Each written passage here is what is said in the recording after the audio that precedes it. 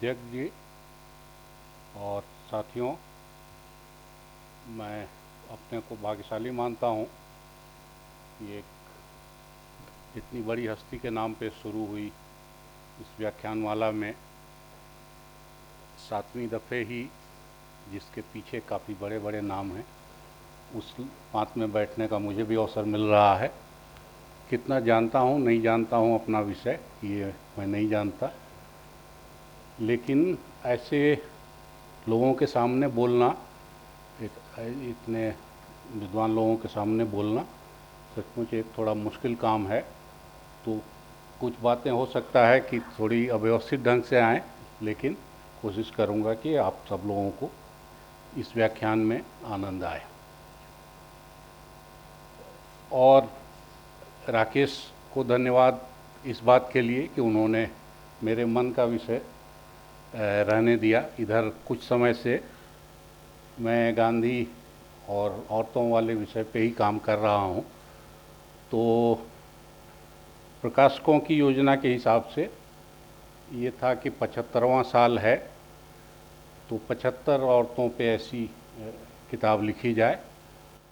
मुझे भी लगा कि पत्रकार के हिसाब से कि ये न्यूज़ बनता है कि 75वें साल 75 औरतों पे जो गांधी के करीब रही हैं, लेकिन सूची बनाने बैठता हूँ जब, तो कभी सूची पूरी नहीं होती और कभी सूची में 75 नाम क्लियर नहीं आते। जिन दोस्तों के साथ लिस्ट शेयर की उनके लिए भी मुश्किल रहा और मेरे लिए तो और भी ज़्यादा मुश्किल, क्योंकि कभी 75 नंबर पूरा नहीं होता। नंबर या तो ऊपर जाता है या नीचे जाता है या अजीबोगरीब ढंग से नंबर चलते हैं, क्योंकि काफ़ी सारी औरतें ऐसी हैं जिनका ठीक से अता पता नहीं है। जैसे अभी किताब बन गई है तो मेरी कोशिश ये थी कि कम से कम एक एक तस्वीर हम सबकी लें और उनके जन्म मरण की तारीख तो कम से कम दें। तो ऐसी कई औरतें आ रही हैं इस 75 की सूची में जिनकी एक भी तस्वीर मिलनी मुश्किल है। जैसे एक महिला हैं गंगा बहन, जिन्होंने गांधी को खादी सिखाया, या खादी की पहली वही थी जो टूटे चरखे को जोड़ के जिन्होंने चरखा चलवाया। अब गंगा बहन आ गई उसी समय साबरमती में पति के साथ, वहीं रहीं। जो भी फिर बाद में चरखा चलाना चाहता था उसको उन्होंने सिखाया। चरखे में जो कोई भी टूट परेशानी होती थी वो उसको ठीक करती थी। तो इसलिए गंगा बहन बहुत महत्वपूर्ण थी मेरी सूची के लिए। और उनके महत्व की दूसरी वजह ये थी कि वो दलित थी।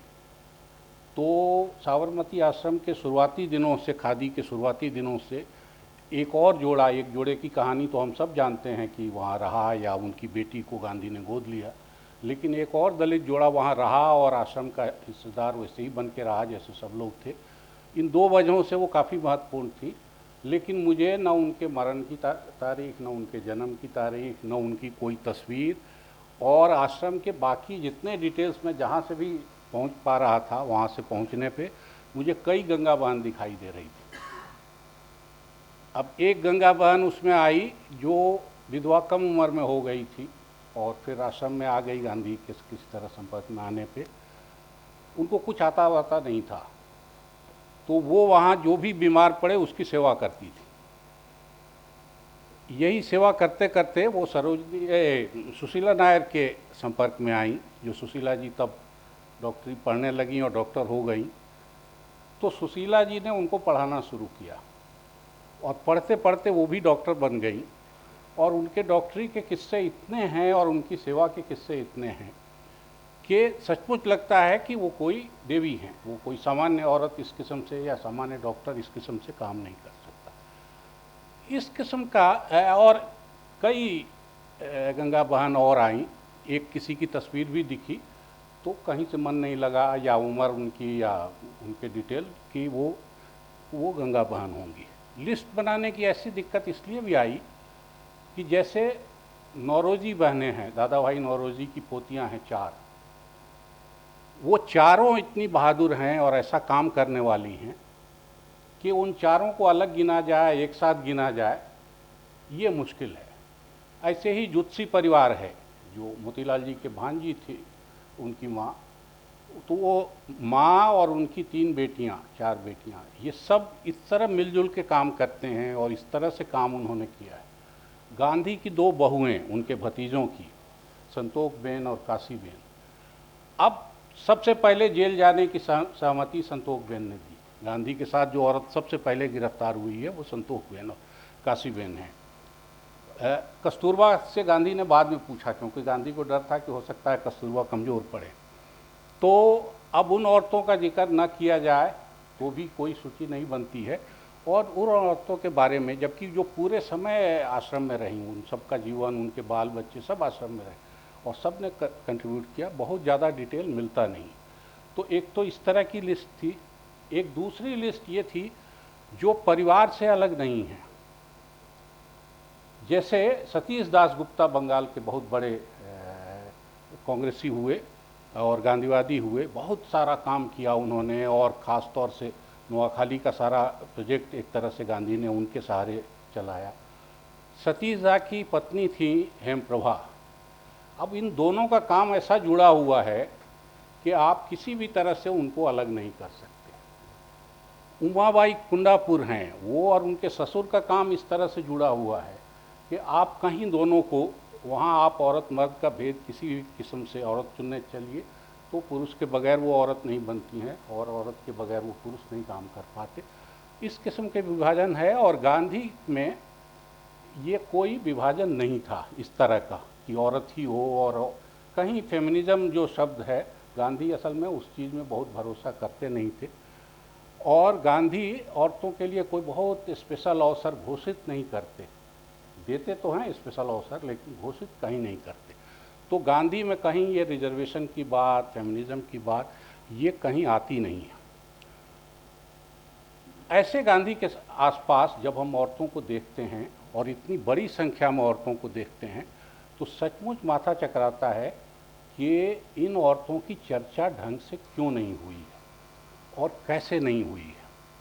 गांधी जब पहली दफ़े चंपारण में चल रहे हैं हाथी पे, जिस दिन वो मोतिहारी पहुँचे उसी दिन उनको मालूम हुआ कि एक जगह चंद्रैया में वहाँ जुल्म हुआ है नीलों का, तो वो अगले ही दिन सुबह चल देते हैं वो देखने, और हाथी से जा रहे हैं वो लोग।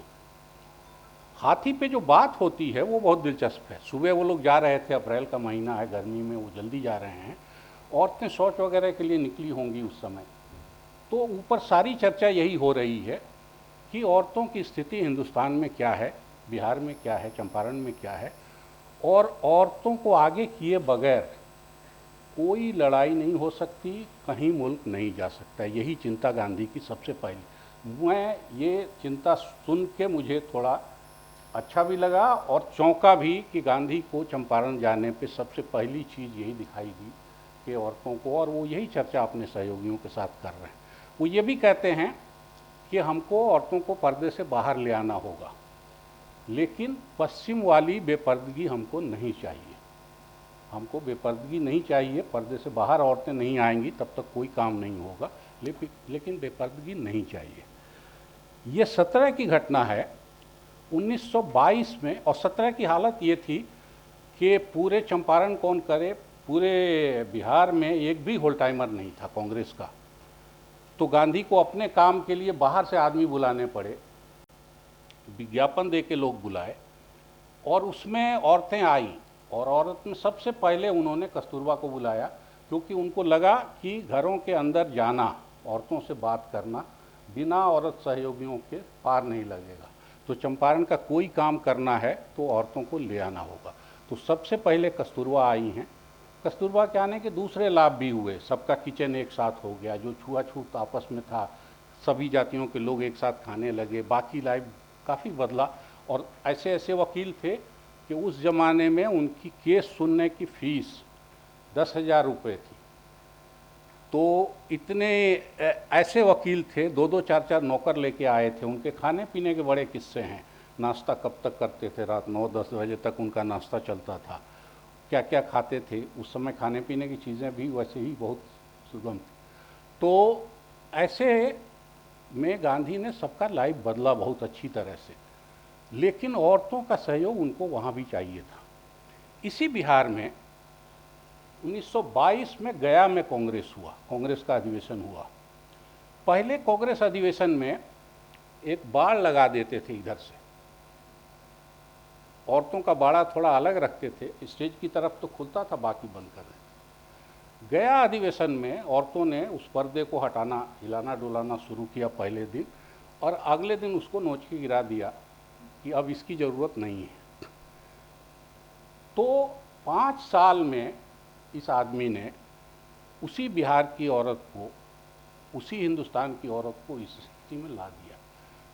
और जो इस बीच की कहानियां हैं वो बहुत दिलचस्प हैं कि जब पहली बार उन्होंने पिकेटिंग के लिए औरतों को बाहर निकाला तो ऐसी औरतें गुम हो जाती थीं, क्योंकि वो ससुर का नाम नहीं ले सकती थीं, वो पति का नाम नहीं ले सकती थी, वो जेठ का नाम नहीं ले सकती थी, उनको अपना मोहल्ला नहीं मालूम है।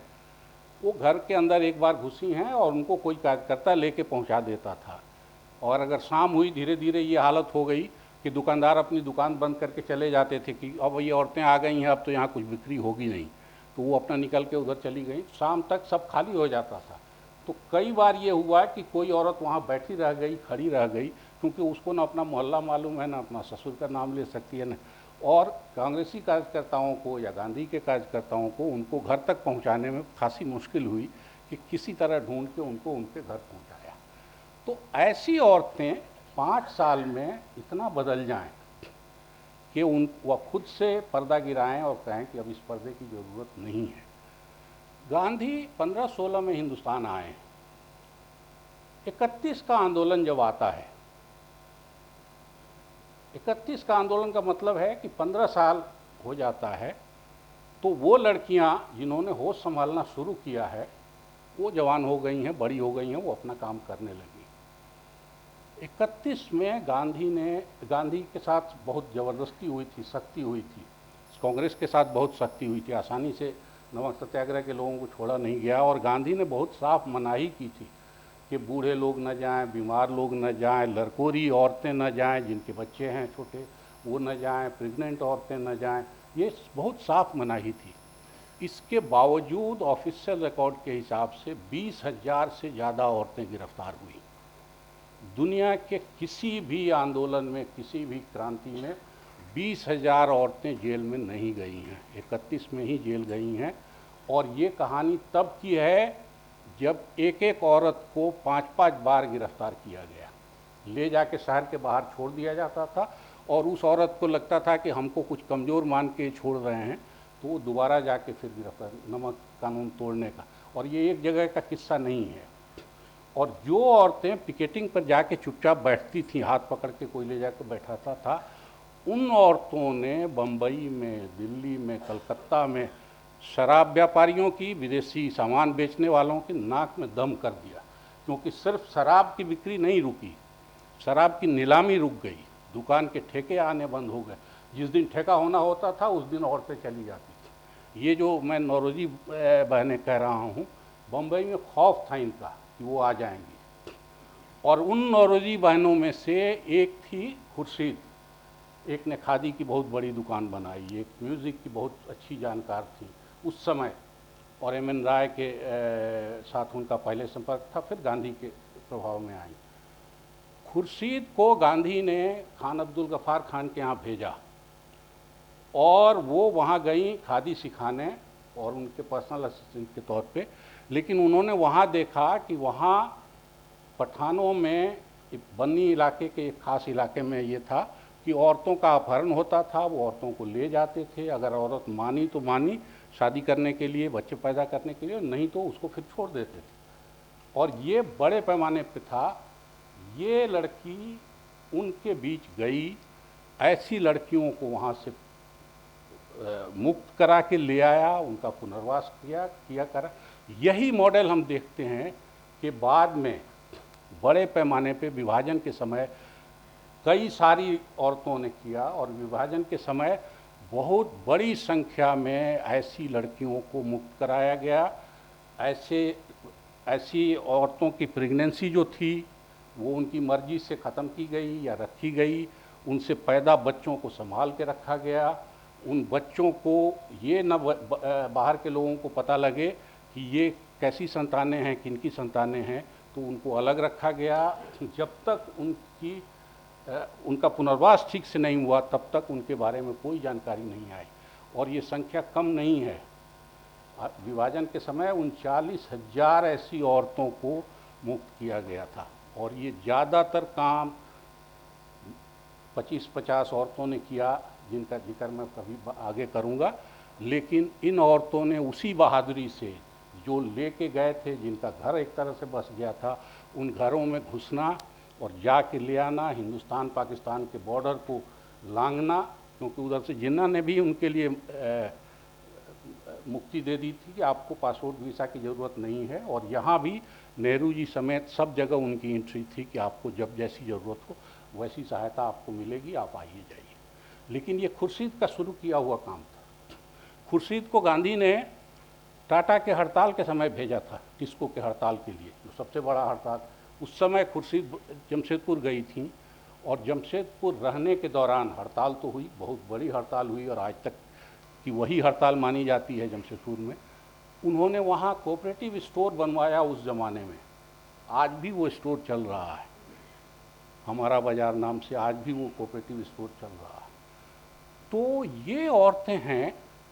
इसी तरह से हर फील्ड में औरतें आई हैं। लेकिन जो पॉलिटिकल लड़ाई वाला मामला है वो काफ़ी बड़ा है। और ये 20,000 का फिगर कोई अचानक नहीं आया है। हम पाते हैं कि इंडियन वुमेन्स कॉन्फ्रेंस का जब पूना में अधिवेशन हुआ, वहाँ भी 20,000 औरतें पहुँच गई। वहाँ आयोजकों को ये मुश्किल पड़ गई कि इनको कहाँ रखें, कहाँ खिलाएं, कहाँ पिलाएं, क्योंकि इतनी बड़ी संख्या में तब औरतों का आना। गांधी ने ये क्रांति कैसे की, कब की और कहाँ बोल के की, ये कोई अता पता नहीं मिलता। कस्तूरबा को भी बुलाना, बहुत सारे लोगों को लगेगा कि चंपारण उन्होंने बुलाया इसलिए कि उनकी पत्नी थी, लेकिन कस्तूरबा पत्नी बन के वहाँ नहीं रही। कस्तूरबा वहाँ गांधी की शायद सबसे बड़ी और सबसे मजबूत सहयोगी थी। और जो औरतें वहाँ आई हैं, और सिर्फ वही नहीं आई, चंपारण की औरतें अपनी और बिहार के नेताओं की जो उनके साथ गए थे, 6 महीने में इन सब ने काम संभाल लिया और 6 महीने में बाहर से आई अधिकांश औरतों को मुक्त कर दिया। एक औरत रही जिसकी चर्चा बहुत बाद में हुई है, उसकी कहानी भी मुझे नहीं मालूम थी, अभी ढूंढने लगा तो उसके बारे में इतनी कहानियाँ। अवंतिका बाई गोखले, अवंतिका बाई गोखले और बबन गोखले गए थे वहाँ। बबन गोखले इंजीनियर थे, बम से हाथ उड़ गए थे, एक उंगली भर बची थी उनकी, और वो वहाँ आके रहते थे। जब इंग्लैंड पढ़ने गए तो अपनी बीवी को धमका गए कि तुम पढ़ के ठीक हो जाओ, नहीं तो मैं वहाँ से मैम लेके आऊँगा। और बबन गोखले की बीवी अवंतिका बाई, उन्होंने इस बीच नर्सिंग का कोर्स कर लिया, टॉप हुई थी उसमें। और जब चंपारण में रहीं, आप सोचिए 100 साल पहले की बात है, रात में 2 बजे रात में, 3 बजे रात में कहीं किसी के प्रसव की चर्चा हो तो बैलगाड़ी में बैठ के, पालकी में बैठ के वो उन गांवों में गई हैं। उनके बहादुरी के किस्से आज भी लोग याद करते हैं। अवंतिका बाई इसके बाद गांधी के उन सारे कामों में जिम्मा मुख्य रूप से संभालती रहीं जो गांधी सबसे मुश्किल समझते थे। उन्होंने अवंतिका बाई को लगाया और वो उस काम में लगी रही। ये जीवन के आखिर तक चला है। और एक काम अवंतिका बाई से गांधी के रिश्ते का सबसे ये था कि हर साल वो अपने हाथ से बुना हुआ एक जोड़ी धोती गांधी को देती थी। चरखे का काम उन्होंने किया और एक जोड़ी धोती हर साल देती थी। ये जो लड़कियां 30-31 में तैयार हुई, 13 साल की थी दुर्गाबाई देशमुख, वो गांधी के पास गई कि आप चलिए हमारा काम देखिए। वो 5वीं-7वीं में पढ़ती थी और देवदासियों के बीच उनकी माँ और बाकी लोगों ने काम शुरू कर दिया, तो ये गए। गांधी ने कहा 500 रुपया ले आओगी तब चलेंगे, 10 मिनट समय देंगे। दुर्गाबाई 1000 रुपया लेके आ गई और गांधी उसके बाद गए और 10 मिनट की जगह सवा घंटा वहाँ रहे।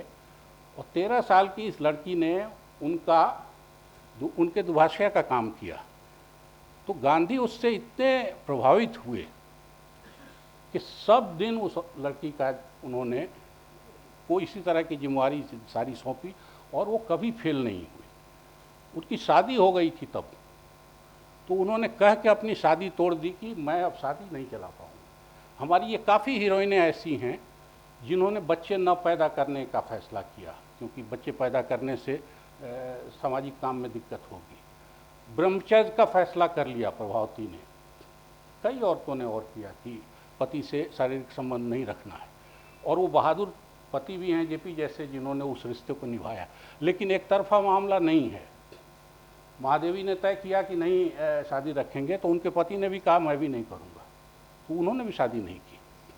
इसी दुर्गाबाई के पति ने उन्होंने अपने पति की शादी दूसरी करा दी, लेकिन जब काम करने लगी वो, तब तक दूसरी पत्नी की मौत हो गई, और पति को ये औरत ऐसी पसंद थी और ऐसी कि उन्होंने सारे गहने और संपत्ति सब ले आके इसको सौंप दिया कि तुम ही इसका बेहतर इस्तेमाल करोगी, ये तुम रखो, ये हम।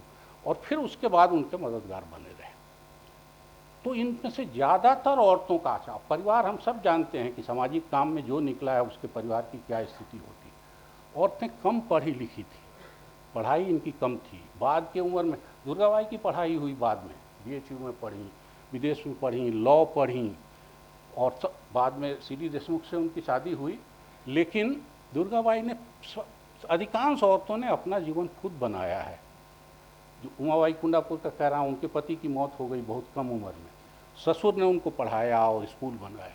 और दुर्गति ऐसी हुई बेचारी की कि इतने बड़े घर की थी कि पूरा शहर उनके यहाँ से आंदोलन में काम करता था, सब कुछ दे दिया, बुढ़ापे में रहने को घर नहीं था। मणिबेन पटेल, सरदार पटेल की बेटी, उनको बुढ़ापे में रहने का घर नहीं था। वो अपने चचेरे भाई के पास थी, और लोगों से मिलने जुलने की दिक्कत होती थी तो मणि भवन में आके बैठती थी, उनको रहने का घर नहीं था। और उनकी कहानी कुरियन साहब ने लिखी है कि सरदार के मौत के बाद एक झोला लेके वो नेहरू के यहाँ गई। उस झोले में 34 लाख रुपए और एक डायरी थी। ये पैसे कांग्रेस के हैं, ये रख लीजिए, सरदार को ये समय नहीं मिला इसको लौटाने का।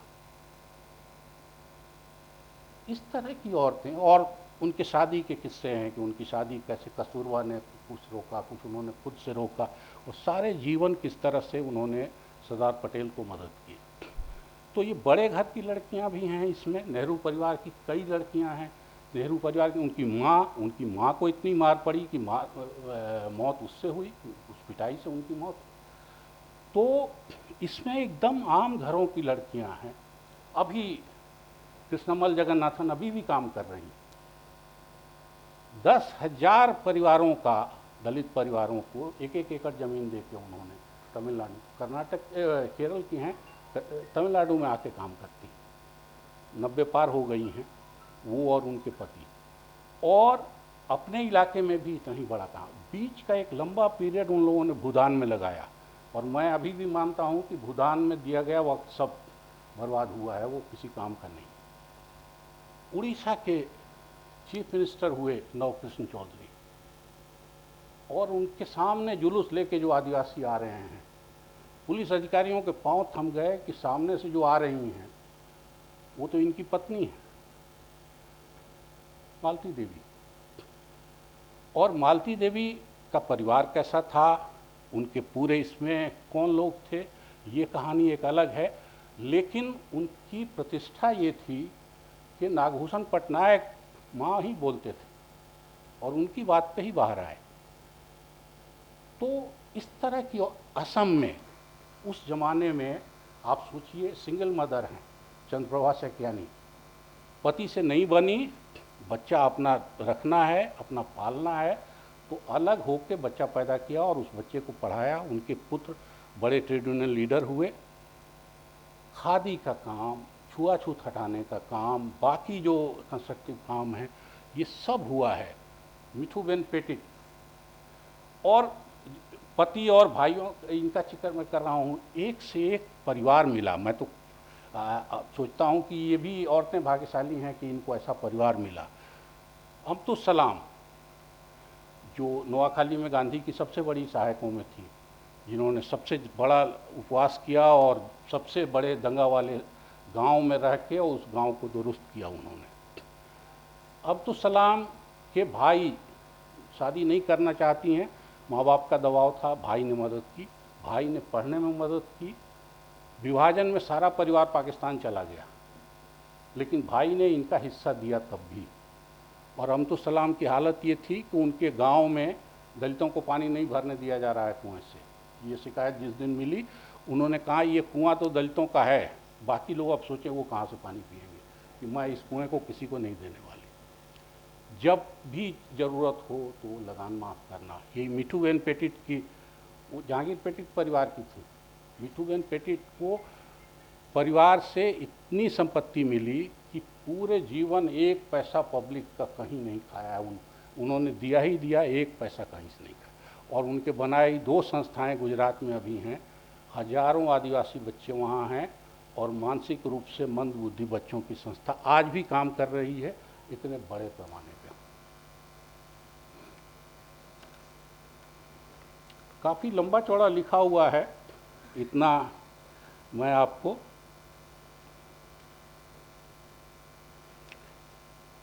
गांधी के साथ की ये औरतें हम पाते हैं कि गांधी के साथ रहीं, उनके काम में मदद की, और साथ में रहना माने, और सबसे अजीब अजीब नाता है गांधी का।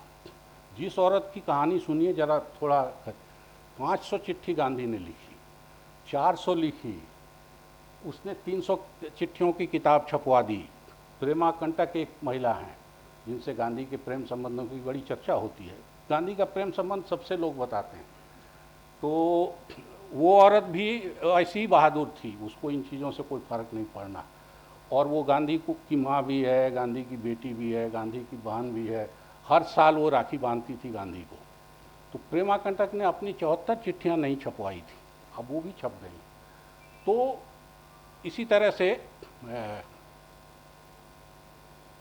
क्या नाम है, इतनी औरतें हैं 100 में कि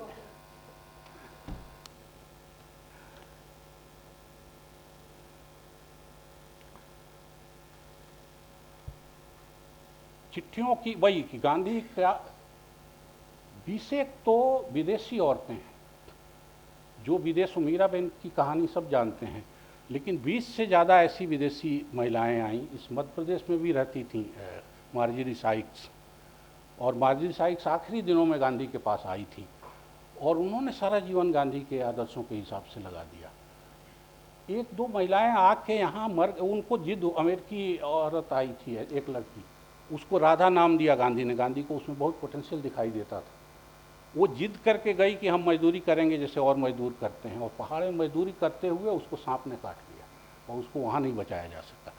तो इसके सब सरला बहन आई, गांधी मना करते रह गए कि तुमको नहीं आना है। वो गांधी के रास्ते नहीं आई, वो राजस्थान आ गई और वहाँ स्कूल में पढ़ाने लगी। उसके बाद गांधी को लगा कि अच्छा आ गई है तो चलो स्कूल। सरला बहन ने पहाड़ों में कितना काम किया। चिपको आंदोलन हम आज गिनते हैं, उसकी पहली प्रेरणा जिन औरतों की है उसमें सरला बहन है। और उन्होंने प्राकृतिक चिकित्सा पे और बाकी कई चीज़ों पे हिंदी में, वो कभी अंग्रेजी नहीं बोलती थी, कभी नहीं बोलती थी, मुझे तो नहीं याद है, उनसे मिलने का भी अवसर मिला। वो इतनी अच्छी हिंदी बोलती थी और वैसी रहती थी। तो 1 दर्जन से ज़्यादा तो ऐसी विदेशी औरतें आई। जो एक आस्थर फेरिंग डेनिस नन है, ये मिशन में काम करने वाली, वो 2 लड़कियां थीं जो गांधी से प्रभावित हुई, और गांधी ने उनको मोड़ लिया। उन्होंने मिशन छोड़ दिया, उन्होंने धर्म छोड़ दिया, उन्होंने अपना ब्रह्मचर्य का व्रत तोड़ दिया, वो गृहस्थ बन गई। एस्तर फेरिंग के लिए जब चंपारण का आंदोलन चल रहा है असली पीक पे, गांधी एक दिन में 3-3 चिट्ठी लिखते हैं। मुझे नहीं समझ में आता है बुढ़ों को इतनी फुर्सत कहाँ से होती थी कि रोज़, अच्छा, और हर ज़रूरत लिख रहे हैं। तुम्हारे मासिक धर्म में क्या दिक्कत हो रही है, तुमको बोलने में क्या दिक्कत हो रही है, तुमको चंपारण अभी ठीक से नहीं समझ में आ रहा होगा तो ये पढ़ लेना, और फलां से पूछना, वो और थोड़ा तुमको बता देंगे। ये सब चीज़ें उसमें आ रही हैं, और हर डिटेल वो हर, और गांधी से ये रिश्ता, गांधी के जो गांधी आए हैं उस समय सरोजनी से उनका परिचय था। औरतों में अपने यहाँ के बड़े नेताओं में वही परिचित थी, बल्कि गांधी के साथ ही वो आई हैं। सरोजनी से गांधी का कोई बहुत मेल नहीं था स्वभाव में और कामकाज में। लेकिन सरोजनी की ईमानदारी, कमिटमेंट, साहस, इन सब के गांधी बड़े भारी प्रशंसक। आमतौर पे मैंने कहीं नहीं पढ़ा कि किसी औरत के बारे में इस तरह से गांधी, जिस तरह से सरोजनी के बारे में वो महादेव भाई और उनकी बातचीत कहीं पढ़ी मैंने, तो वो बहुत एक तरह से फेयर ढंग से उनके हर बारीकी चरित्र की चीज़ें बताते हैं। तो उसमें लेकिन ये साफ है कि वो गांधी से मेल नहीं है। इतना लंबा उनका रिश्ता रहा, एक दफ़े सरोजनी ने सिर्फ आश्रम का खाना खाया और बोली ये खाना मैं खाऊंगी तो मर जाऊंगी, कि ये आप ही खाइए, मैं नहीं खा सकती। तो इस तरह का था। लेकिन सरोजनी के बहाने उन्होंने अपने बाद सरोजनी को अध्यक्ष बनवाने में गांधी का मूव है, लेकिन सरोजनी के बहाने उन्होंने सारी लड़कियों को, औरतों को पॉलिटिकल लीडरशिप की तरफ प्रेरित किया। सबसे पहली प्रेरणा बी अम्मा हैं उनके लिए, जिनको वो अपनी माँ मानते थे। और बी अम्मा भी बहादुर पैरलाइज औरत उस उम्र में, और घूम घूम के उन्होंने खादी का प्रचार किया और खिलाफत का प्रचार किया। उनके बारे में कहा जाता है, ये जो अमतुस सलाम मैं बोल रहा हूँ, ये पंजाब के एक ज़मींदार परिवार की लड़की थी, उन घरों में पहुँच बी अम्मा की वजह से ही हुई। और बी अम्मा इतनी नाजुक थी कि खादी पहनने से सचमुच उनका शरीर छिल जाता था, लेकिन उन्होंने खादी कभी नहीं छोड़ी। उस समय खादी वैसी थी भी। उस समय खादी मेरे जैसे ऊंचाई वाले के लिए तो खादी घुटने से ऊपर ही होती थी, 2 पार्ट जोड़ के, क्योंकि उतना बुनाई नहीं हो पा, 2 पार्ट जोड़ के वो खादी बनती थी।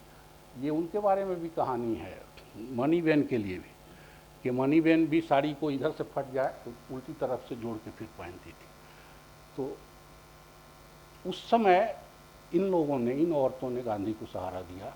लेकिन बाद की ये लड़कियां जो हैं, इन्होंने गांधी को हर कीमत पे सहारा दिया और हर जगह सहारा दिया। और गांधी जो लाइन चाहते थे, वो लाइन अगर किसी को देखना हो तो पुरुषों की तुलना में औरतों में ज़्यादा साफ लाइन दिखाई देगी। पॉलिटिक्स में औरतों की भूमिका का, बहादुरी के किस्से मैं जब विभाजन के समय के सुनता हूँ, या 42 के सुनता हूँ, या विभाजन के बाद के औरतों के पुनर्वास के किस्से सुनता हूँ, सुभद्रा जोशी के किस्से, दिल्ली में सुभद्रा जोशी, सत्यवती 11 दिन के बच्चे को लेके जेल गई थी। और सत्यवती के बारे में माना जाता है कि जैसे नेताजी के लिए कहा जाता है कि पुरुषों में सबसे अच्छे ओरेटर थे, सत्यवती शायद औरतों में सबसे अच्छी ओरेटर थी। और सत्यवती नमक सत्याग्रह में 7 बार 6 बार गिरफ्तार हुई। एक बार गिरफ्तार करके छोड़ दिया जाता था कि अभी बच्चा हुआ है, इसको जेल नहीं भेजना है, गांधी की मनाही थी इसके। और टीबी से मरी हैं, 41 साल की उम्र में उनकी मौत हो गई। वो कौन है, श्रद्धानंद की नतनी थी, श्रद्धानंद परिवार की थी और उनकी नतनी थी। उन्होंने, अरुणा आसफ अली ने लिखा है कि अगर वो नहीं होती तो मैं पॉलिटिक्स में नहीं आती। तो इस तरह की लड़कियां, इस तरह की बहादुर औरतें आई हैं। शेरनी बोलते थे गांधी उसको। ये इन सब ने गांधी का काम उठा लिया। जो पॉलिटिक्स में गई उनमें गलतियां दिखती हैं, सुभद्रा जोशी भी बाद में आई हैं तो उनकी प्रतिष्ठा मेरे हिसाब से कम हुई। ऐसी कई औरतों में जो पॉलिटिक्स में, कई ने बीच में पॉलिटिक्स छोड़ दी, कहा कि नहीं यहाँ हमसे नहीं। लेकिन पॉलिटिक्स के अलावा जो काम उन्होंने किया, उस काम में करप्शन के चार्जेस लगभग 0 हैं। पुरुषों वाली संस्थाओं में करप्शन के चार्जेस ज़्यादा हैं, उनमें भटकाव ज़्यादा है आइडियोलॉजी से। इन औरतों में, इन लड़कियों में भटकाव नहीं है और लगभग 0 है। जो जहाँ रहा वो, आज भी काम असम में और उड़ीसा में इतने बड़े पैमाने पे हो रहा है खादी का और हस्तशिल्प का, कि आप जाएंगे वहाँ तो आपको लगेगा कि अभी भी गांधी वहाँ जीवित है। और ये एक प्रदेश का मामला या एक इलाके का मामला नहीं है। आप गौर से देखेंगे तो मुल्क के हर इलाके से, त्रावणकोर सबसे मुश्किल रजवाड़ों में एक था। उस त्रावणकोर में 34 में जब वहाँ के शासक ने अपनी ओर से सारे घोड़े खोल दिए कि यहाँ हम रैली नहीं होने देंगे, अकम्मा चेरियन स्कूल टीचर है, उसने 25,000 लोगों की भीड़ जुटाई। 34 में कलकत्ता में जब नमक सत्याग्रह के गिरफ्तार लोगों के बीच कांग्रेस का अधिवेशन होना है और शासन अड़ा हुआ है कि अधिवेशन नहीं होने देंगे, मदन मोहन मालवीय अध्यक्ष बनने के लिए आ रहे थे, उनको ट्रेन से उतार लिया गया, सब लोग अरेस्ट हो गए। वहाँ नेल्ली सेनगुप्ता, एक विदेशी महिला जिसने एक बंगाली से शादी की और ज़्यादा बंगाली बन गई, उस नेल्ली सेनगुप्ता ने हजारों लोगों को जुटाया, रेजोल्यूशन पास हुआ, अध्यक्ष का भाषण, गांधी ने कहा इसी को अध्यक्ष बना दो, इसने बहुत काम किया है। एक विदेशी अध्यक्ष बनना उस तरह से, या औरत अध्यक्ष बनना, सरोजनी के बाद वो दूसरी अध्यक्ष बनी थी, उसको वहीं अरेस्ट कर लिया गया। लेकिन ऐसी औरतें हैं जिनको जो जिम्मा मिला वो जिम्मा उन्होंने निभाया। ये क्या हुआ कि हम सब इन सब को भूलते जा रहे हैं। दृश्य की कल्पना करता हूं मैं इनको पढ़ने के बाद। मृदुला साराभाई हैं, 46 में दंगा हो रहा था मेरठ में, शाहपुरा गांव में। ये औरत 7 घंटे एक पेड़ पे खड़ी रही और दंगाइयों को चीख चीख के बोलती रही कि तुम यहाँ से आगे बढ़ जाओगे तो मैं तुमको क्या करूँगी। और 7 घंटे दंगाइयों की भीड़ रुकी रही और फिर वो वापस चली गई। जिस किसी ने उस दृश्य को देखा उनका कहना है कि चंडी लग रही थी।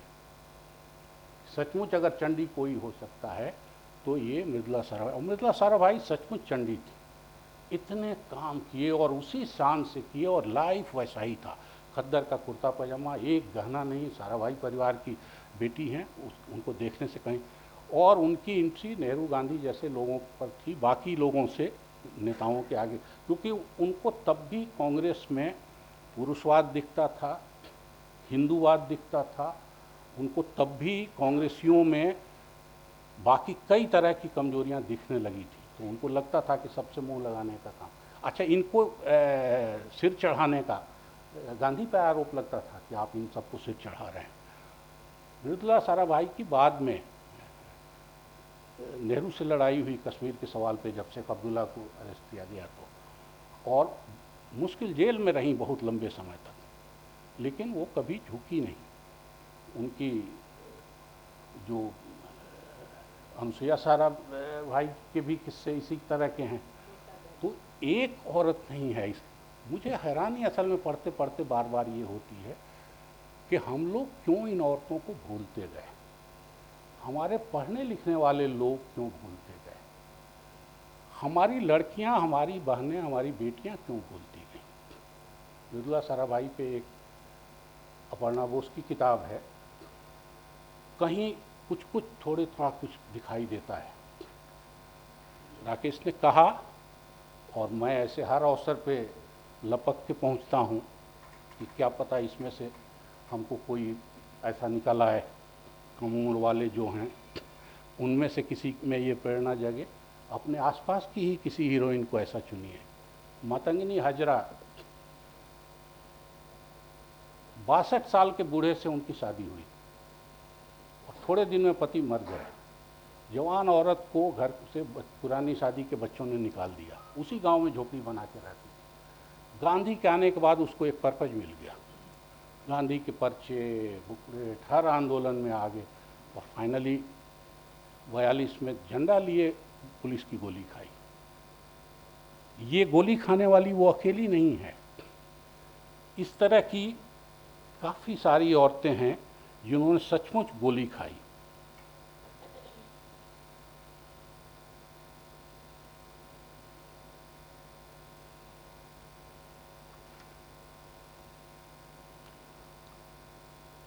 कनकलता बरुआ, 17 साल में वो लड़की मारी गई है और तिरंगा हाथ में लेके मरी।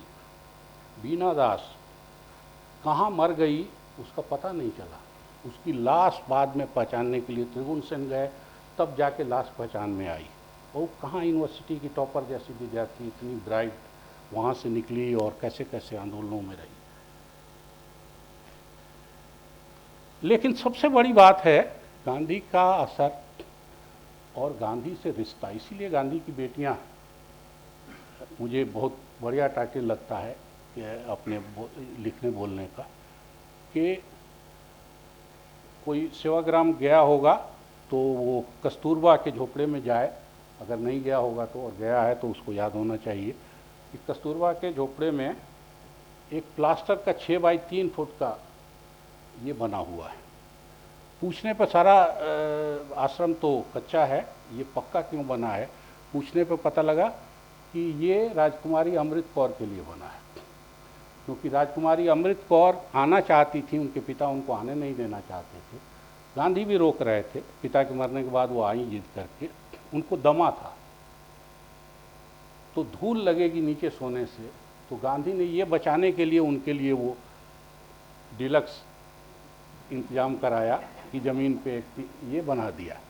और राजकुमारी अमृत कौर लगातार गांधी ने जो कहा करती रहीं। गांधी ने ही उनको मंत्री बनाया, एम्स उनका दिया हुआ है, सब कुछ उन्होंने दे दिया। शिमला में आज भी इतना बड़ा उनका महल, वो एम्स के लोगों के रिक्रिएशन के लिए है, मनोरंजन इनको करना हो तो शिमला आके रहेंगे। जब मंत्री पद गया और इससे बाहर हुई तो रहने की जगह नहीं, तो नेहरू जी ने कहा नहीं, जिस बंगले में रहती है उसी में रहेगी। उनके साथ एक उनके भाई भी रहते थे, भाई का हक भी इन्होंने दे दिया था। अब इनके मरने के बाद भाई बचे, तो नेहरू ने कहा नहीं, भाई भी जब तक हैं तब तक ये घर रहेगा। वो मीराबेन ये क्रिश्चियन थे, राजकुमारी अमृत कौर भी क्रिश्चियन थी, लेकिन इनका अंतिम संस्कार उनके कहने से हिंदू हिसाब से हुआ। और रिश्ते ऐसे थे कि सबसे, जैसा मैंने आपको कहा कि गांधी का रिश्ता सबसे कैसा था, राजकुमारी अमृत कौर से भी ऐसा ही था कि पहले अमृत, माय डियर अमृत लिखते हैं, फिर बेटी लिखते हैं, फिर ये बाद में इडियट लिखते थे उनको, माय डियर इडियट। और एक चिट्ठी में उन्होंने इडियट नहीं लिखा आखिर में, तो राजकुमारी को लगा कि मुझसे कोई गलती हुई है कि इन्होंने नहीं लिखा। बहुत दिन तक मुंह फूला फुलोवल हुआ दोनों ओर से, तब जाके गांधी ने कहा कि अरे वो दिमाग से उतर गया था, तुमको इडियट ही लिखना है। तो इस किस्म के रिश्ते रख के गांधी इन सब से, और इनसे उन्होंने काम लिया अपना। और इन औरतों ने इस मुल्क की क्रांति में, इस मुल्क को बनाने में, हमारी आज़ादी की लड़ाई को खड़ा करने में किसी से कम नहीं। जो आधे की चिंता गांधी को थी, मुझे लगता है अगर 42 की लीडरशिप को आप देखेंगे, नोआखाली को देखेंगे और एक एक संस्थाओं को देखेंगे, कमला देवी पहली फेमिनिस्ट है मेरे ख्याल से इस देश में, और कमला देवी ने जो संस्थाएं खड़ी की हैं, वो पॉलिटिक्स में तो नहीं है, मुझे तो लगता है कि कमला जी जैसे लोग को कोई भी जिम्मेवारी दी गई होती, प्रधानमंत्री समेत, वो शायद बेहतर ढंग से चलाती। जो संस्थाएं उन्होंने खड़ी की हैं, क्या संस्था बनाई है और किस विषय में बनाई है। रुक्मिणी देवी से गांधी का सीधा इंटरेक्शन नहीं हुआ।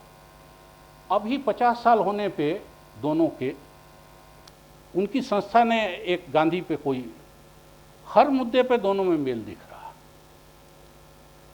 महादेवी जिंदगी में कभी न जेल गई, न कभी बहुत प्रोनाउंस किया कि हम कांग्रेसी हैं। और आज उनका पढ़ाना, उनका घर आंदोलनकारियों का अड्डा था। फेमिनिज्म में मेरे ख्याल से हिंदी पट्टी में उनसे आगे कोई भी नहीं है आज तक। तो और महादेवी पर गांधी का क्या पहला है कि वो किस तरह से गांधी ने उनका कप झटक लिया, बोले इसका क्या करोगी। MS सुब्बालक्ष्मी गा के बहुत पैसा आया, गांधी ने कहा पैसा क्यों लेती हो तुम, गला तो तुमको अपने से मिला नहीं है, ये तो भगवान ने दिया है, तो उसके नाम से पैसा क्यों लेती हो। सुब्बालक्ष्मी ने पैसा उसके बाद किसी से नहीं मांगा, और पूरे ज़िंदगी किराए के घर में या पति के जो दूसरी शादी थी उनके घर में रही, अपना घर कभी नहीं खरीदा। और आज भी सुब्बालक्ष्मी के रॉयल्टी से एक बड़ा हिस्सा गांधीवादी संस्थाओं को जाता है। तो ऐसा असर गांधी ने इन औरतों पे डाला। इन औरतों ने गांधी को उससे कई गुना ज़्यादा दिया, मुल्क को दिया। फिर ये उपेक्षित क्यों हैं, गांधी की उपेक्षा की हम चिंता करते हैं, और कई बार लगता है कि इस मुल्क में गांधी बेगाने बनते जा रहे हैं। लेकिन मुझे लगता है कि गांधी की बेटियों को, गांधी से जुड़ी इन औरतों को उससे ज़्यादा बेगानापन झेलना पड़ा है। कई जीवित हैं, तब भी झेल रही हैं, और कई सचमुच उनका जन्म माने आसपास के उनके जन्म तिथि या उनके मरण तिथि को ढूंढना, एक तस्वीर ढूंढना मुश्किल हो रहा है। और मैं फिर ये बात दोहराऊंगा कि इसी उम्मीद से मैं बोलने निकलता हूँ। मैं तो कॉलेजों में जाके अपने से समय लेके बोलता हूँ कि कोई निकल आएगा। हम सब लोग, गांधी मुश्किल आदमी हैं असल में, और इनके परिचय में कहा गया, मेरे दादा भी जब चंपारण गांधी आए थे उसी समय रिसीव करने जाने वालों में थे और स्कूल से निकाल दिया गया उनको। पूरा घर वैसे ही रहा। बचपन में खादी पीता के सफाई करो, नील लगाओ, आयरन करो, सब बहुत कष्ट झेला हम लोगों ने। उनके चमरोदे में पॉलिश करो, चमकता ही नहीं था, उनको लगे कि नहीं चमकना चाहिए, या वो करते हैं तो चमक जाता है, हम लोग करते हैं तो नहीं होता है। तो गांधी से बचते ही रहे हम लोग, क्योंकि गांधी पकड़ लेते हैं। तो लेकिन आखिर में ऐसी स्थिति बनी कि गांधी पढ़ना शुरू हुआ, और मुझे लग रहा है दिन पर दिन पकड़ते जा रहे हैं गांधी और ज़्यादा। तो हमसे कितना काम होगा, हमारे जैसे लोगों से कितना काम होगा, ये उम्मीद मैं अभी बंद नहीं कर रहा हूँ, लेकिन मैं अपने से आगे वालों से ज़्यादा उम्मीद करता हूँ, और उसी उम्मीद के साथ मैं यहाँ आया हूँ। इतने ही करके मैं अपनी बात खत्म करता हूँ।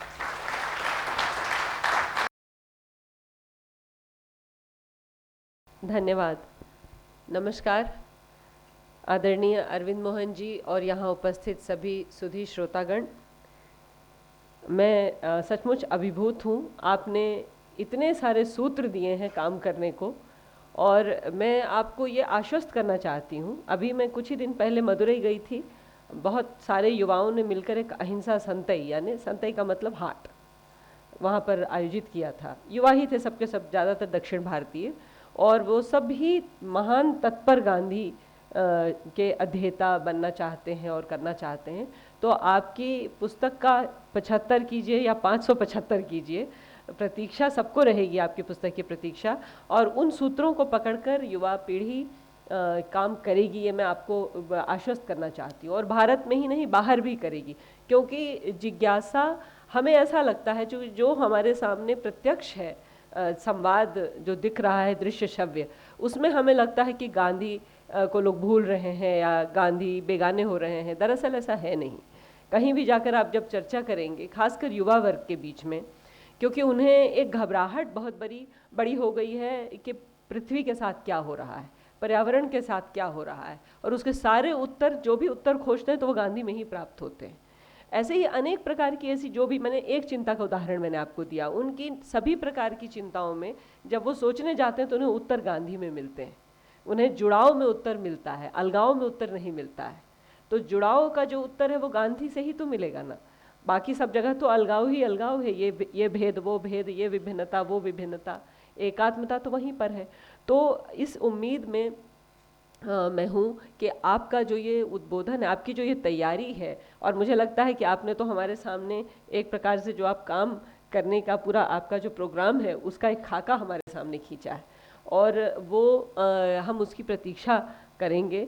आपने ऐसी ऐसी महिलाओं की यहाँ चर्चा की जिनके बारे में कई लोगों ने सुना भी नहीं होगा, सोचना तो बाद की बात है। और वो देश की विदेश की कोने कोने की महिलाओं की आपने चर्चा की। अध्यक्ष का काम आपके ऊपर टिप्पणी देना है, लेकिन आप के ऊपर टिप्पणी देने के योग्य मैं नहीं मानती अपने आप को। मैं सिर्फ अपने अभिभूत होने को व्यक्त करना चाहती हूँ। आपने जो एक सवाल उठाया कि ये कैसे हुआ, क्यों हुआ, जो गांधी के साथ इस तरह से महिला वृंद, लड़की वृंद आकर के इकट्ठी होती थी और इतनी समर्पित हो जाती थी, प्रतिबद्ध हो जाती थी गांधी जी के प्रति, उनके कार्यक्रमों के प्रति, ये कैसे और क्यों हुआ।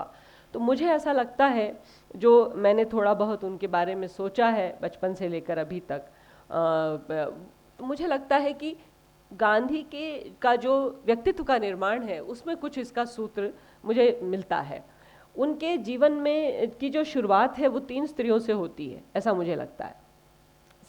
सबको इसका ही प्रमाण मिलता है। जॉर्ज ऑरवेल कहते हैं कि गांधी को जानने के लिए कुछ और पढ़ने की ज़रूरत नहीं है, अपने प्रति निष्ठुर सत्य गांधी व्यक्त करते हैं। और वो ये भी कहते हैं कि उनका जीवन एक तीर्थ यात्रा है। जिसमें वो एक पड़ाव से दूसरे पड़ाव तक स्वयं का शुद्धिकरण करते हुए जाते हैं। ऐसा ऑरवेल कहते हैं, और ऑरवेल कोई गांधीयन नहीं है, आप जानते हैं, वो एक ट्रॉट्स्कीस्ट कम्युनिस्ट थे, और उन्होंने उनकी मृत्यु पर एक छोटा सा लेख लिखा, उसमें ये बात उन्होंने कही। तो गांधी जी का जन्म जहाँ पर हुआ था, उनकी जो माँ थी पुतली बाई, उन्होंने ही उनको पाला था, क्योंकि उनके पिताजी तो दूर रहते थे, ये लोग सब पोरबंदर में रहते थे। कभी कदा राजकोट गए, और राजकोट जाकर उनको बहुत सुखद अनुभव नहीं होते। उनकी आत्मकथा आप सब लोगों ने देखी ही होगी। तो राजकोट में उनके अनुभव बहुत सुखद नहीं है। स्कूल में भी वो थोड़ा अच्छा नहीं महसूस करते, क्योंकि वो बहुत अच्छा नहीं कर पा रहे होते हैं शुरुआत में। उनका जो सुखद समय है वो पोरबंदर में, और वो है माँ की छत्र छाया में। वहाँ माँ है पुतली बाई उनकी, और वो आप ये देखिए कि माँ से तो उनका अनन्य लगाव है। इस तरह का लगाव है कि जब 1945 में यूएन के फॉर्मेशन के समय में यूनेस्को जब तैयार हो रहा होता है और चार्टर ऑफ ह्यूमन राइट्स बनाना होता है, तो सर जूलियन हक्सले ने उनको चिट्ठी लिखी। वो बहुत बड़े बायोलॉजिस्ट थे। उन्होंने गांधी जी को चिट्ठी लिखी कि हम अधिकारों के बारे में जो अपना दस्तावेज बनाना चाहते हैं संयुक्त राष्ट्र में, आप आज के एक जीवित दार्शनिक हैं, हम चाहते हैं कि आप अपने विचार व्यक्त करें। तो जो विचार गांधी जी व्यक्त करते हैं कि हम सबको मालूम है कि हर अधिकार के साथ एक कर्तव्य होता है, ऐसी बातें, और उससे ज़्यादा महत्वपूर्ण है कि उन्होंने ये लिखा कि अधिकारों के विषय में मैंने अपनी ग्रामीण अपढ़ माँ के घुटनों पर बैठकर सीखा। आधी चीज़ें जो अपने बारे में कहते मैंने ये सीखा, वो मैंने अपनी माँ के पास सीखा। तो वो अपनी माँ से बहुत ही अनन्य उनका स्नेह था, और वो माँ उनकी एक बहुत ही ईमानदार सरकारी अफसर की बीवी थी। ये बात सही है कि सामाजिक रूप से गांधी उच्च वर्ग के थे, लेकिन जो ईमानदार शासकीय सेवा में होते हैं उन्हें मालूम है कि सामाजिक रूप से उच्च वर्ग में माने जाते हैं, आर्थिक रूप से उनको काफ़ी कष्टकर जीवन होता है अगर वो सच्चाई की राह पर चलते हैं। तो ऐसा ही करमचंद गांधी का परिवार था, जो कि सच्चाई की बहुत ही ईमानदार थे। उनकी ईमानदारी के, उनके ओता गांधी के ईमानदारी के किस्से थे। तो इस कारण वो कठिन जीवन वो जीते थे, और उनकी माँ कठिनाई में ही उन्होंने उनको पाला, आर्थिक कठिनाई में पाला। लेकिन उस माँ ने उनको बहुत कुछ दिया, जिसको हम संस्कार कहेंगे, धैर्य कहेंगे। और अपनी माँ के प्रति उनका प्रेम इस तरह का था कि माँ व्रत बहुत करती थी। उन्होंने खुद ही लिखा है कि मैंने कहा कि तुम कब खाओगी, तो कहती कि चांद उग जाए तब खाऊंगी, या सूरज उग जाए तब। तो बोले उगे ना उगे, हम आके कहते थे कि दिख गया चांद, अब खा लो। तो माँ कहती थी कि झूठ नहीं बोला करो तुम किसी भी चीज़ में। तो इस प्रकार से माँ का उनका अनन्य प्रेम था। दूसरी जो स्त्री उनके जीवन में थी, वो थी उनकी जो देखभाल करती थी, जिनका नाम था रंभा। रंभा बाई ने उनको राम दिया। जब वो डर गए, जो गांधी के राम हैं, जो दरअसल किसी मूर्ति के या किसी मंदिर के मोहताज नहीं हैं, वो एक निहायत ही आत्मसात हो जाने वाले और व्यक्तित्व को पूर्ण करने वाले राम हैं, जो गांधी के राम हैं। और वो राम उनको किसने दिया? रंभा ने दिया। तब तक उन्होंने ये काम नहीं सीखा था। जब वो डर के मारे अंधेरे से डरते थे, तो रंभा ने उनसे कहा कि तुम राम राम राम राम राम राम करते हुए जाओ, तुम्हें डर नहीं लगेगा। भोलेपन में ही सही उन्होंने इसको ग्रहण किया, लेकिन ये उनके जीवन की बहुत बड़ी थाती बन गई। और उन्होंने एक जगह कहा कि राम ने कहा कि निर्मल मंजन सो मोहि पावा, मोहि कपट छल छिद्र न भावा। तो हमेशा निर्मल रहना है और मुझे कपट छल छिद्र नहीं करना। तो यह उन्हें रंभा ने एक प्रकार से गुरु बन के दिया। और तीसरी और सबसे महत्वपूर्ण जो निर्माता है उनकी, वो कस्तूरबा है। कस्तूरबा से उनका परिचय आप जानते हैं कि 6.5 साल की उम्र में हुआ। 7 साल की कस्तूरबा थी। परिचय बहुत पहले से भी हुआ, लेकिन सगाई उस वक्त हो गई। और उसके बाद से दोनों दोस्त पहले से खेलते थे थोड़ा बहुत, फिर वो गायब हो गई और शादी। सिर्फ उनसे डरते थे, सिर्फ कस्तूरबा से डरते। बिल्कुल सही बात है। और उन्होंने वो लिखा है उन्होंने कि वो अचानक जो है 7 साल की उम्र में वो बड़ी बड़ी आंखों वाली लड़की गायब हो गई, जिसके साथ में खेला करता था, क्योंकि सगाई हो गई तो गायब हो गई। अब फिर जाके जब वो 13 साल की हुई या 12.5 साल के हुए, तब शादी हुई। छोटे छोटे से तो बच्चे थे, साथ में बड़े।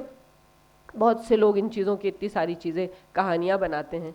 और आपने भी लिखा कि लोगों ने गांधी और कस्तूरबा के रिश्ते पे बहुत सारी बातें अपनी तरफ से लिखी हैं। गांधी ने सबसे ज़्यादा लिखा। जो भी हमें मालूम है गांधी और कस्तूरबा के बीच वाद या विवाद का, वो सब उन्होंने खुद ही बताया है, किसी और नहीं रिपोर्ट किया है। कस्तूरबा ने तो सुशीला नैयर को अच्छी ही अच्छी बातें बताई। मैंने उस समय पेपर लिखने के लिए सुशीला नैयर को पढ़ा। आपकी पुस्तक मिल नहीं पाई थी मुझे, अच्छा है अब मिल गई, मैं फिर इसको पढ़ लूँगी। लेकिन उनको पढ़ा, चाहे उनके जो पोते और पोता बहू ने लिखा है, अरुण गांधी, सुनंदा गांधी ने, उन लोगों ने द फॉरगॉटन वुमेन, ये सब पढ़ा, तो किसी ने भी कस्तूरबा की तरफ से कोई शिकायत नहीं बताई है। गांधी ने खुद की शिकायत हमको बताई कि उन्होंने क्या क्या हरकतें की। और वो सारी जब आप देखेंगे तो आप ये देखेंगे कि 12 साल का बच्चा जो अपनी एक साथी के साथ बड़ा हो रहा है, वो उसकी मित्र भी है, साथी है, दोनों एक साथ बड़े हो रहे हैं, और वो अपने आप को उससे किसी सूरत कम नहीं समझती। वो 2 भाइयों की अकेली बहन है, वो बहुत बड़े धनाढ़, गांधी एक ईमानदार और सामाजिक ऊंचे स्तर वाले अधिकारी के बेटे हैं, लेकिन कस्तूरबा एक बहुत बड़े सेठ की बेटी, और उसको किसी चीज़ की कमी नहीं है। तो कस्तूरबा गांधी से किस बात में अपने आप को कम समझेगी? तो वो शुरू से ही इनको धमका के रखती थी, और ज़रा कोई विवाद होता था तो मायके चली जाती थी, और ये बेचारा और सोचती, कहती थी कि आएगा तब आएंगे, और ये सोचते थे वो आएगी तब आएगी, लेकिन अंततः यही जाते थे उनको बुलाने के लिए। तो ये जो लाड़ की लड़ाई है, लाड़ और लड़ाई शब्द एक जैसे नहीं लगते, तो ये लाड़ की लड़ाई है, इसको लेकर के बिना मतलब के बतंगड़ बनाए गए, लेकिन कस्तूरबा ने उनका निर्माण किया। मैं 2 उदाहरण देना चाहती हूँ जिसमें हम देखते हैं कि उन्होंने कैसे निर्माण किया। हम सब लोगों ने, मैं एक बहुत सामान्य उदाहरण जैसे देना चाहती हूँ कि जिनने पढ़ा नहीं हो वो गांधी फिल्म कई लोगों ने देख ही ली है। तो गांधी फिल्म में भी वो प्रसंग है कि जहाँ पर वो कहते हैं कि तुम जो शौचालय को साफ करोगी उसको साफ करते वक्त तुम मुस्कुरा क्यों नहीं रही हो, और उस वक्त वो कहती है कि तुम्हारे कहने पर मैं ये काम कर दे रही हूँ, पर मैं ये कैसे करूँगी इसके बारे में तुम मुझे नहीं निर्देशित कर सकते। तो इस पर उन्होंने कहा कि अगर तुम इसे खुशी से नहीं करोगी तो तुम हमारे साथ नहीं रहोगी, तुम चली जाओ, मैं अभी तुम्हें छोड़ता हूँ, तुम चली जाओ। तो वो उसको ये कहती है कि तुम पागल तो नहीं हो गए हो, और ये खुद गांधी हमें बताते हैं कि तुम पागल तो नहीं हो गए, यहाँ कौन है मेरा साउथ अफ्रीका में कौन सा रिश्तेदार बैठा हुआ है जिसके यहाँ मैं चली जाऊँगी, यानी होता तो मैं चली जाती, ठीक है, तो यहाँ कौन सा रिश्तेदार बैठा हुआ है, तुमने वहाँ अग्नि के सामने फेरे लेकर कस्में वादे करके मुझे यहाँ लाया, और यहाँ इस तरह से घर से निकालने के लिए। तो अचानक गांधी जी को एक बहुत महत्वपूर्ण सूत्र मिलता उस वक्त कि हिंसा सिर्फ शारीरिक नहीं होती, हिंसा शब्दों से भी हो सकती है, विचारों से भी हो सकती है, उसके लिए शरीर को छूना, पीटना, मारना आवश्यक नहीं है। और वहाँ से आप गांधी जी में देखते हैं कि वो एक बहुत बड़ा परिवर्तन अपने आप में लाते हैं। वो स्वयं को हमेशा शोधन, अपना स्वयं का शोधन करते रहते हैं, और यहाँ कस्तूरबा ने अपने आप को उनके गुरु के रूप में स्थापित किया, उनका निर्माण किया है। और इसी प्रकार से गांधी उनका निर्माण करते हैं। जब गांधी उनको अस्पृश्यता के खिलाफ उनको समझाते हैं या कई सारी चीज़ें होती हैं। दूसरा जो मैं आपको बताना चाहती हूँ, जिससे मुझे लगता है कि स्त्रियों के प्रति उनका एक घोर अंदर से जो आस्था उनकी स्त्रियों की शक्ति में है, उसका कारण है वो कस्तूरबा का एक बहुत ज़रूरी ऑपरेशन होना था। ऑपरेशन जब होना था तो फिनिक्स आश्रम से थोड़ा दूर होना था, शहर डरबन है, दूर है, उस समय तो और भी दूर था, अभी भी दूर है, मैं जाके आई अभी। तो वहाँ डरबन में डॉक्टर थे, उनके यहाँ क्लोरोफॉर्म ख़त्म हो गया था, ऑपरेशन अत्यंत आवश्यक था। उन्होंने कहा कि ऑपरेशन तो करना पड़ेगा, क्लोरोफॉर्म नहीं है। कस्तूरबा ने कहा कर दीजिए, क्योंकि बच्चे छोटे छोटे थे। कस्तूरबा ने कहा कि मुझे मालूम नहीं ये कितना पालन कर पाएंगे, आप तो कर दीजिए, जो होगा देखा जाएगा। बिना क्लोरोफॉर्म के कस्तूरबा ने ऑपरेशन कराया। गांधी जी कहते हैं कि कोई चीख नहीं निकली। और वहीं गांधी जी को जब स्पेनिश फ्लू हुआ था तो त्राही कर रहे थे और हल्ला मचा रहे थे, और इतनी मुश्किल से बकरी का दूध पीने के लिए तैयार हुए थे। दुलारे छोटे वाले बेटे थे ना वो, तो इसलिए। लेकिन कस्तूरबा की चीख नहीं निकली, उन्होंने ऑपरेशन कराया। उसके बाद ये लोग ट्रेन से इनांडा गए, और वहाँ से उनको कोई गाड़ी नहीं था, कुछ नहीं था, तो एक चारपाई पे लिटा के 4 लोग हैमॉक जैसा बना के और उनको लेकर के और फिनिक्स आश्रम पहुँचे।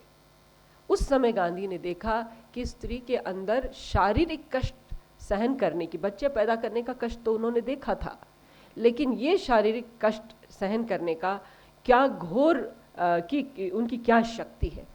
मुझे कभी कभी लगता है, और इस बात पर आपके जैसे विद्वान लोग चिंतन करेंगे, कि इस घटना के बाद ही, ये 1905 वगैरह की घटना है, के बाद ही 1906 में उन्होंने तय किया कि ब्रह्मचर्य धारण करेंगे।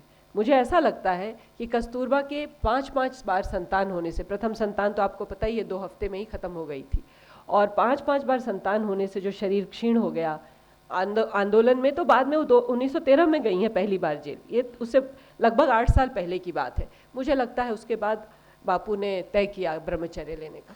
तो ये जो 2 घटनाएं कस्तूरबा की, और बाद में बार बार कस्तूरबा ने अपनी नेतृत्व क्षमता सिद्ध की है, बारदोली हो, रास हो, मैं आप सब लोग ज़्यादा जानते हैं 1942 की आपने चर्चा की, आपने उस वक्त, अब मैं सबको याद दिलाना चाहती हूँ कि सभी लोग 8 अगस्त को, 9 अगस्त को भारत छोड़ो आंदोलन शुरू होना था, 8 अगस्त की रात को सभी की गिरफ्तारी हो गई थी।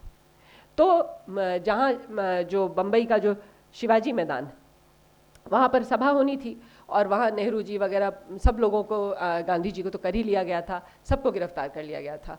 तो कौन बचा था? कस्तूरबा थी और सुशीला नैयर थी गाड़ी में बैठी हुई, और कस्तूरबा ने संदेश पढ़ा। आप देखिएगा कि 1942 भारत छोड़ो आंदोलन इतना बड़ा क्रांतिकारी समय था, और कस्तूरबा ने उस संदेश को पढ़ा। वह संदेश कोई गांधी जी का संदेश नहीं था, वो सभी नेताओं के समेकित बुद्धि का एक संदेश था जो भारत की जनता के लिए था। 1 लाख लोग वहाँ इकट्ठे हो रहे थे, अंग्रेज के हाथ पैर ठंडे हो गए थे, और कस्तूरबा वहीं से अपनी मृत्यु का मार्ग भी शुरू करती हैं, क्योंकि वहीं पकड़ के उनको एक गंदे से पुलिस लॉकअप में रखा गया, जहाँ उनको यूरिनरी ट्रैक्ट इन्फेक्शन हो गया। उसके बाद वहाँ से उनको वो जेल वहीं भेज दिया गया, और बहुत भयंकर बुखार हो गया, तो इन्हें घबराहट हुई कि कहीं मर जाएंगी तो दंगे भयंकर हो जाएंगे, तो उन्हें फिर आगा खान पैलेस में लाके पटक दिया गया, जहाँ पे बाद में अपनी इच्छा अनुसार वो अपने पति की गोद में अपने प्रिय दिन शिवरात्रि को गई। तो कस्तूरबा की शक्ति इतनी भयंकर थी, उनकी माँ की दी हुई जो उनकी माँ की भक्ति से जो उनको संस्कार प्राप्त हुआ था, या रंभा के प्रेम से जो संस्कार प्राप्त हुआ था, उसको मांझ दिया कस्तूरबा ने। इसलिए गांधी किसी वाद के विवाद में नहीं पड़ते। नारीवादी, ये वादी, कोई शब्द उनके पास नहीं है। वो किसी भी चीज़ का वाद कहाँ खड़ा करते हैं। गांधी के बारे में हम गांधी दर्शन को हम पढ़ते हैं, लेकिन गांधी ने कभी भी अपने को दार्शनिक के रूप में स्थापित नहीं किया है। उनका दर्शन चलित दर्शन है, व्यवहार का दर्शन है, वह दर्शन उनके कृत्य में है, और आप उनके कृत्य से उसको लेते हैं, क्योंकि उनके पास समय नहीं था। आप बहुत अच्छा कह रहे थे कि समय कहाँ था, अब उनको तो दौड़ना था, चलना था, नमक बनाना था, दुनिया भर की हरकतें करनी थी, उसके साथ साथ चिट्ठियाँ भी लिखनी थी, लोगों के जीवन को भी कंट्रोल करना था कि तुम ये खा लो वो खा लो। कितने लोगों के पारिवारिक झगड़ों में गए वो। तो उनके कृत्य जो है वो उनका दर्शन था, और इसलिए उन्होंने इस झमेले में पचड़े में नहीं पड़े वो कि वो ये नारीवाद करें कि ये वाद करें कि वो वाद करें, वो तो करते चले गए। वो तो एक बहुत महान धारा, इस संसार को एक नई धारा देने के लिए आए, और आज नई धारा तो है। आप उसके बाद की, हम बार बार ये बात कहते हैं कि उसके बाद, भारत के बाद अनेकों देश आज़ाद हुए गांधी के मारे, बिना गांधी को देखे हुए। नेल्सन मंडेला ने नहीं देखा, बराक ओबामा ने नहीं देखा, अफ्रीका के कई देशों ने, लातिन अमेरिका के देशों ने नहीं देखा, लेकिन गांधी गांधी करते हुए उन लोगों ने अपनी अपनी लड़ाइयाँ लड़ी। और इसलिए मुझे लगता है कि यहाँ से आती है उनकी शक्ति, जो स्त्री और पुरुष दो ऐसा विभेद नहीं सोच के व्यक्ति को देखते हैं। मुझे ऐसा लगता है कि गांधी व्यक्ति को देखते हैं, वो स्त्री नहीं देखते, पुरुष नहीं देखते, और व्यक्ति देखते हैं।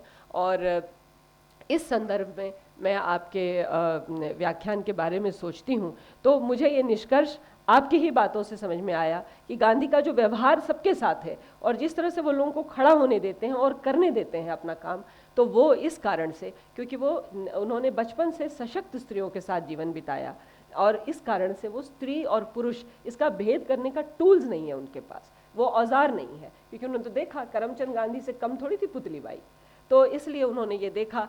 तो और कस्तूरबा तो उनसे कहीं ज़्यादा दादागिरी थी उनकी।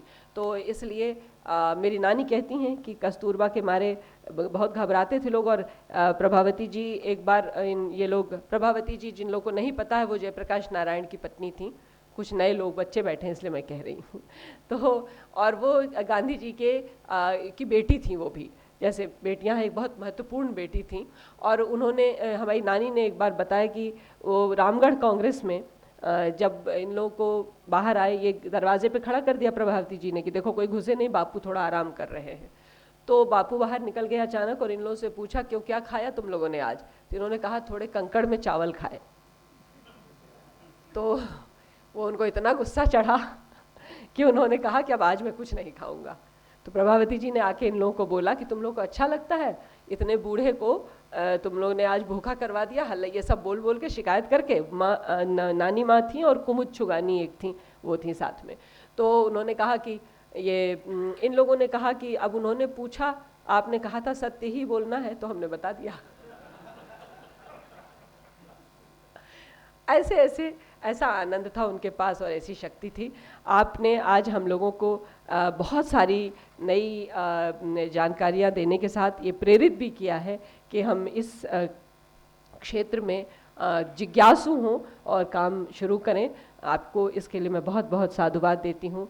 और इस जो यहाँ उपस्थित सभी हमारे सुधीजन हैं उनको भी मैं धन्यवाद देती हूँ। आपने बहुत ही मनोयोग से अरविंद मोहन जी को भी सुना और मुझे भी सुना। बहुत धन्यवाद।